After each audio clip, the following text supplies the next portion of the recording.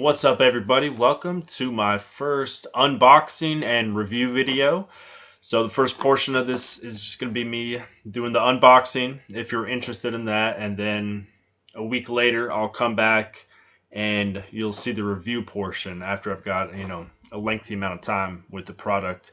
And today's product is the Power A enhanced wireless controller for the Nintendo Switch.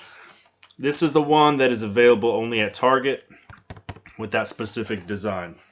So just a minute, I'm going to cut away, unbox it, kind of show you what's inside of it. I'll play it for a week, edit that back into the end of this video, and kind of give you my thoughts and opinions on whether you should upgrade to this from your Pro controller, or if this is a good alternative, or if it's just a piece of crap. I don't know. I paid good money for it, so hopefully it's worth it.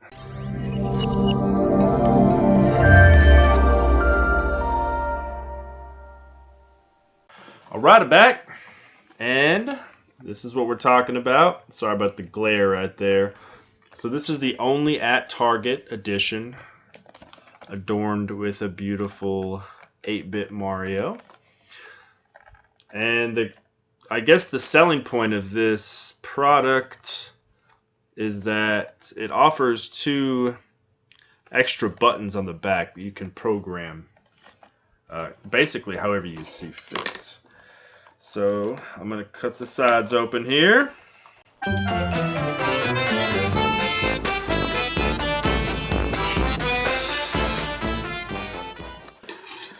And let's do it.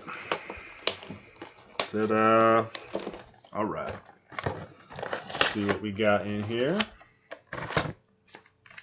Instructions. Who needs them? I really hope I don't need instructions. But that's what YouTube's for, right? I'll just YouTube it. Plastic. Got the controller. Oh, look at that.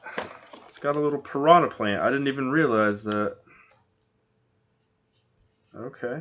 Let's set this to the side real quick, see if we got anything else in here. Just batteries. So this is not rechargeable. It takes AA batteries. I have no idea what the battery life is, but I'm going to be testing that out, over the next week as I review it. But it's nice that it came with batteries. For $50, it should come with batteries. Let's go ahead and take a look at that again. There it is. I really like that artwork. There's a few designs that I've seen for this, the Power A wireless. I don't know much about that company. I don't own any of their products. It's a two-tone gray. And on the back it's gray. These are those buttons. They feel really nice, actually. I'm trying to think. I mean, they sit right there. It doesn't take much to push them.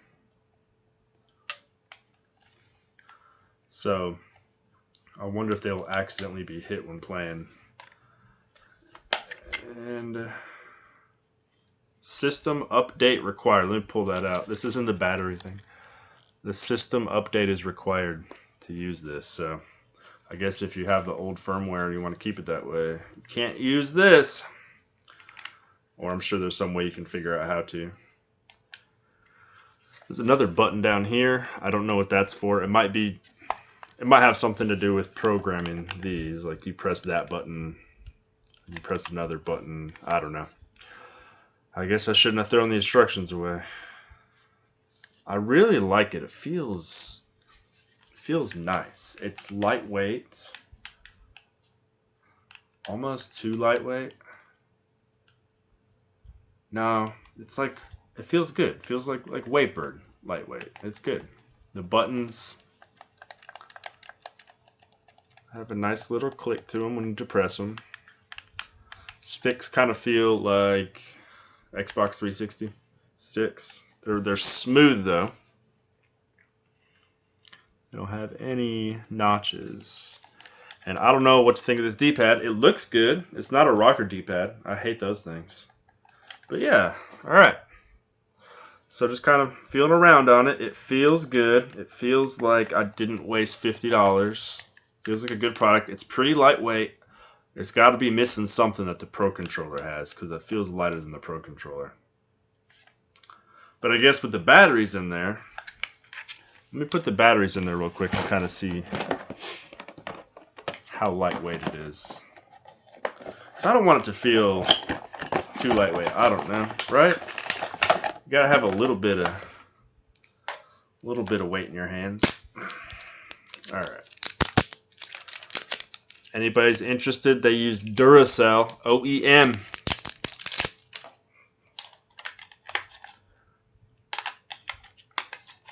All right. That feels better. That like feels perfect with the batteries in there. Okay, that feels good. I keep looking up. That's just a thing that I do. I'm trying to figure out. How it all feels. It feels really good.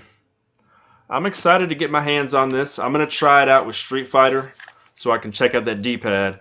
I'll try out a couple 2D scrollers, platformers with the D-pad as well. I'll probably play like a couple shooters, Monster Hunter. I'm excited to use these with Monster Hunter, because a lot of times you have to take your fingers off the stick to manipulate buttons, like for scrolling items.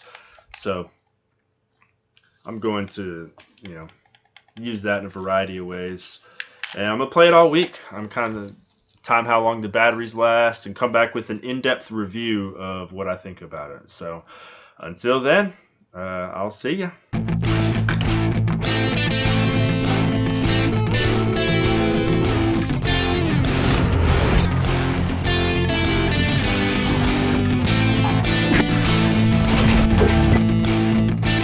Alright, it's been a week, and I have been putting this thing through the ringer, playing every type of game I can think of to play. So, I'm just going to jump right into what I think about the controller. Do I think it's a good controller? Yes. Yeah, it's a good controller. Do I think it's good enough to beat the Pro Controller? That I'm not so sure. It does do a couple things pretty well, has a couple cool ideas behind it, but it's also lacking a lot of stuff. So let's jump into what it does not have. Okay, it does not offer HD rumble or rumble of any type. So if you're really into getting that feedback, and I know with the Switch it's pretty important for some people, that HD rumble, you're not going to get it here. It's not there. It does not have amiibo support. There's no NFC chip, just like any other third-party controller. That's going to be first-party controller only. So if that's a big deal to you, you have to take a couple extra steps to use your amiibos. And then it doesn't have a rechargeable battery. So we'll get into the battery life, a little bit later. But what it does have the gyro controls. So you can, use it for games like Zelda, where it's required for some areas, and you can use it to aim in Splatoon if you're into that kind of thing. And then it also has what we went over in the unboxing, these two buttons here, which are basically extra mappable buttons that you can use at your convenience and how you see fit. And that's really the selling point here. I will mention one other plus that it has. It's not anything additional over the Pro Controller, but it does have a traditional cross D-pad, and it works very well, and I think it works better than the Pro Controllers. So let's just jump into my first impressions. That first day of playing, I actually had kind of negative impressions over this, honestly. So my biggest gripes were the buttons. Now they feel really good at first. It's like, they got a nice feel to them. But once you're actually get playing, and of course I'm being a little overly critical because I'm doing a review of it, but the buttons when you release there's a spring to them. You can feel a spring, and I don't like that. I like when I depress the button, I shouldn't have any extra like feeling behind it. It should just be completely natural. But the spring is so hard that it's noticeable. If you're playing Monster Hunter or Mario Kart and you're into it, you're not noticing it. It's when you play kind of like the more casual games, you feel it. After a day or so, I kind of got used to it. It didn't matter to me anymore. But that first impression, I was like, oh no, I don't like the way this feels at all. A week later, It's fine. It does not feel as good as the Pro controllers, in my opinion. And I thought maybe it'd break in after a week, after about 20, 25 hours of playing, but it didn't. So I think it's one of those things you're gonna have to deal with. And then my other complaint, I guess, the thing that gave me kind of a negative first impression were these buttons right there. I accidentally hit those buttons a lot, and it didn't really matter until I mapped them. So when I was playing certain games, I would map buttons to them to try to figure out kind of the value of those buttons, and I was accidentally hitting them just because that's where your fingers rest. So if you have a hard grip of the controller, you're going to accidentally hit them at first. After about a day and a half of playing, I guess I kind of adapted, and I didn't do it any longer. It was happening, very frequently at first, though. So I just had to get, used to it. First impressions on the positive side, the D-pad is awesome, which I already went over. My first game I played was Mario. I used to do kind of amateur speed running of the original Mario or Super Mario Brothers just to test out, play some Street Fighter, all that kind of stuff. I'm gonna run some footage behind here so you can kind of see what I played. But I put the D-pad through the ringer especially because that was one of my biggest complaints with the Pro controller, and I think like first impression was okay, this is good. I like this a lot. And let's see, that first day, see if there's any other first impressions.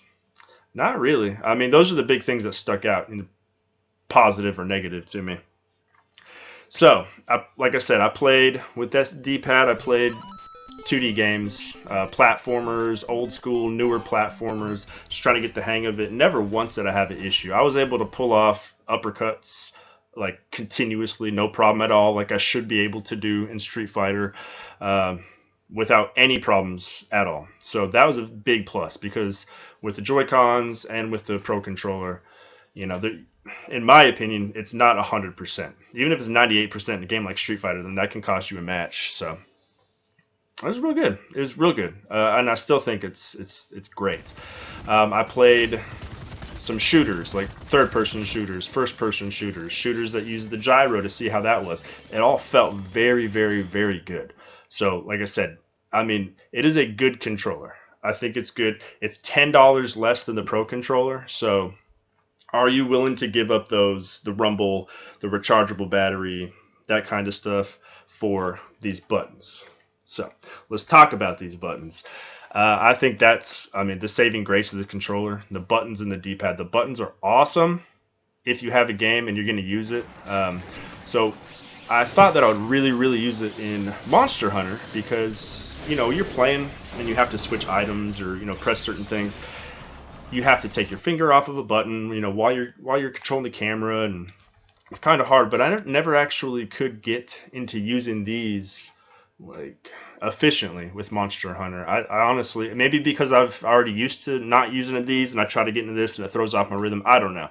I was actually surprised. The uses that I had for it were like Mario Kart, using one for my items and then the other one for my rear view. I never use the rear view in Mario Kart because I have to take off the gas a little bit and press the mirror or, just break that concentration. But having it right here on this button, I was constantly using that rear view mirror, and it helped me a lot. It saved my butt. So I think that's a huge plus. It really actually made that game experience better for me. And then Splatoon as well, the map. I never use on Splatoon 2. I don't use the map. On Splatoon 1, I use it all the time because it was the Wii U gamepad. But just putting the map right there made it so much easier just to check out and see what was going on the map. It really, really enhanced the gameplay, in my opinion. Those are the two biggest ones, I feel. The two biggest games that really took advantage of it. You can map it to everything except for the clickable joysticks. So, really, only your imagination is going to limit you there. But those are what felt comfortable, and those were what felt natural to me. Changing it up too much with the other things, it did feel a little bit unnatural. But I think it's a big plus if you do have this controller, definitely. Let's see here. I think that's about it. It's, like I said, it's $10 less than the Pro controller. I'm probably not going to keep this thing, to tell you the truth. I didn't keep my Pro controller. I sold my Pro controller within a month. I prefer the Joy-Cons. So I have several sets of the Joy-Cons. I put them in the grip and that works great for me on 2D stuff, on everything. $50, in my opinion, is steep for a third-party controller, but this is the best one on the market for the Switch that I have personally played. So if you're gonna go, if you think that that's gonna be important to you, if you don't care about not having the rumble and you want a really good D-pad, go for it. Battery life, they say, is about 30 hours. I played for about between 20 and 25 hours, and I still have, I didn't get any messages about battery life. So it's a decent battery life. So it's not like 3, 5, or 10 hours. It's not like you're playing on the PS4 controller or anything like that. But yeah, it's a good controller. I will say, if you prefer this type of controller over the Joy-Cons and you're not a fan of the Pro controller, I would get this. If you can find this on sale, I would get this. Is it better than the Pro controller? Categorically, no. It does have some benefits, but in my opinion, I'd wait for a sale, or if you just don't like the Pro controller at all, this is a good alternative. All right, we'll see you for the next review. Check out my Instagram because I will be giving this away on Instagram. All right, happy hunting, everybody. Sweet.